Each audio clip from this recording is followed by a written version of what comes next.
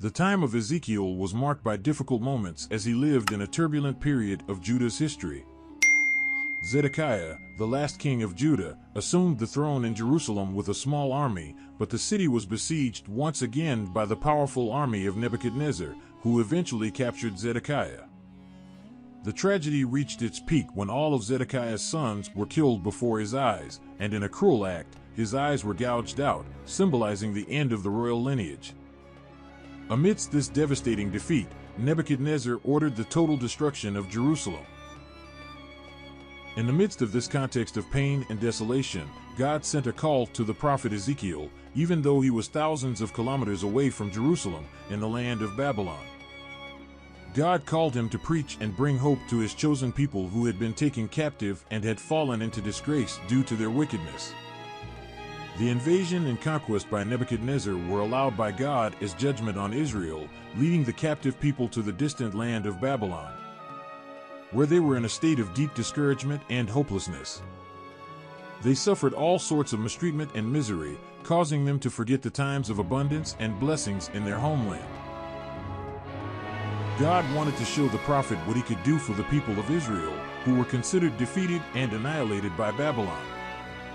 He gave Ezekiel the vision of the valley of dry bones, presented in Ezekiel 37. 1-2, which primarily represents the situation of the children of Israel, but also has practical implications for our own lives. God took Ezekiel in spirit to a valley full of dry bones, representing the lack of hope and the apparent impossibility of restoring life to these bones. The vision was unpleasant to witness: a vast valley filled with dry and forgotten bones in the desert, symbolizing death, destruction, and oblivion, causing great admiration and astonishment in the prophet. God then began a dialogue with Ezekiel. "Son of man, can these bones live?" I answered, "Sovereign Lord, only you know."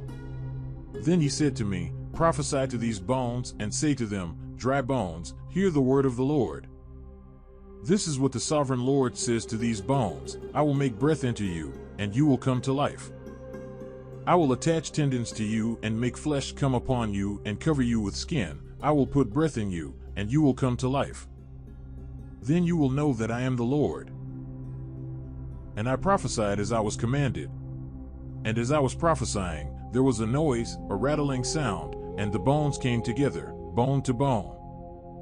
I looked, and tendons and flesh appeared on them and skin covered them, but there was no breath in them. After obeying God's command and prophesying, Ezekiel saw that valley come to life and a vast army rise. In the beginning, it made no sense, but the prophet understood that God wanted to show him that even from a seemingly dead and defeated people, he could raise up a great nation again. Just as God brought nerves, flesh, skin, and life back to those lifeless bones, he could bring faith, strength, life, and hope to his people. But just as the dry bones obeyed God's word, the people also had to obey. Then God could set them free and bring them back to their homeland. This promise of restoration is seen in Ezekiel 37 verse 14, where God says, "I will put my spirit in you, and you will live, and I will settle you in your own land. Then you will know that I the Lord have spoken, and I have done it."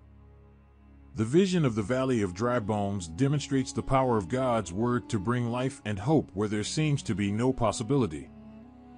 Just as Ezekiel prophesied to the dry bones and saw them come back to life, the proclamation of God's word has the power to transform lives and renew the hopes of those in desperate situations, even when all seems lost or finished.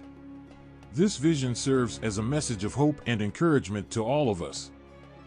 Even when we feel like dry bones, spiritually dead, God can bring life and renewal through His Word and His Spirit. By acknowledging Jesus Christ as our Lord and Savior, we receive spiritual life and can share this message of hope with those who are still spiritually dead because of their sins and transgressions. Therefore, it is crucial to spread the Word of God, relying on the power of the Holy Spirit to guide and strengthen our actions. Ezekiel's story reminds us that, even amidst the darkest difficulties, God's power is capable of transforming and restoring lives. Through His Word and Spirit, we find the hope that leads to true spiritual revival. Thus, we can witness the manifestation of God's love in our lives and spiritual journey. By proclaiming His Word, we experience the abundant life that Christ offers, and this life overflows to others, leading them to know the Lord and His love for us, even while we were sinners. Therefore, let us joyfully proclaim the message of salvation and eternal life, for it is the path that leads to true revival and complete restoration in God.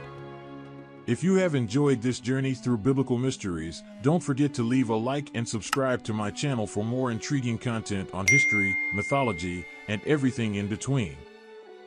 Until next time, stay curious, adventurous, and see you soon.